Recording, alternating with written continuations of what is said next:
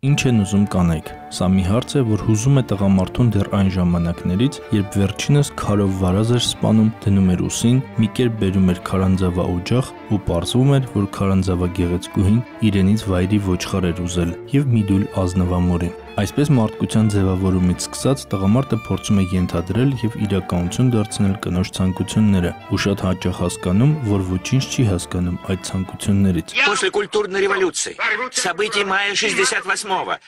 еврокоммунизма, исторического компромисса и прежде всего феминизма появляется некто и говорит мне... Հետագա դարերի ընթացքում տղամարդը նկարել սովորեց, որ կարողանա հիշել, թե կոնկրետ ինչ պետք է բերի տուն, հետո գիր ստեղծեց նույն նպատակով։ Ապա կնոջը հասկանալու մեթոդներն ավելի գիտական ու գեղեցիկ դարձան։ Ֆիզիկական ուժով, մազոտ, ճաղատացող, բայց միշտ դեպի կինը ձգտող էակը սկսեց փիլիսոփայել, բանաստեղծություններ գրել ու թախծոտ դեմքով արտասանել, որ հնարավորություն ունենա ավելի լավ հասկանալու կնոջը։ Очень хочется произвести на вас приятное впечатление.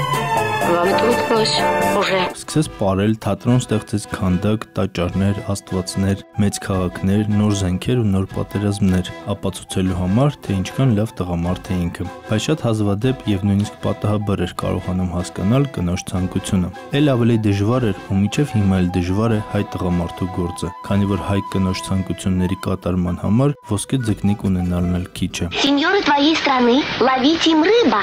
Рыба. Все зависит от того, что называть рыбкой. Նախ հայ կնոջ մեջ պահպանվել է քարանձավա գեղեցկուհու հիմնական սպասումը տղամարդուց։ Վերջինս տուն վերադառնալիս պարտադիր իր հետ մի բան պետք է բերի։ Սնունդ, կաշառք, նոր գարաժ կառուցելու թույլտվություն, տղային բանակից ազատելու ծանոթագիր կամ գոնե սև բուխնկա։ Տղամարդը, որ ձեռքերը թափ տալով է տուն գալիս, առնվազն անհաջողակ է։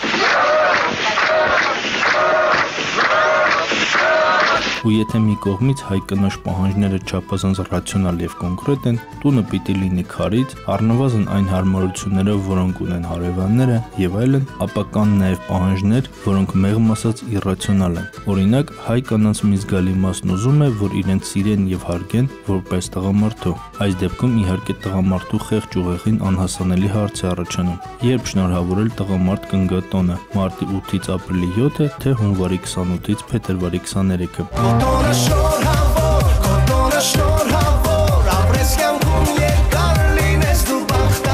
Հայ տղամարդու համար տուն վերադառնալու ամենավտանգավոր օրը այդուամենայնիվ մարտի 8-ն է, որովհետև չստացված կանխատեսումների ամենից արյունոտ տեսարանները հենց այդ օրն են լինում, նույնիսկ եթե տուն եք գնացել ուրիշ մարդկանց հետ ու նրանց ներկայությամբ քարանձավի տիրուհին լռում է։ Շնորհավոր մարտի 8, Գևորգ Էմինտերյան, Սուրանկյուն։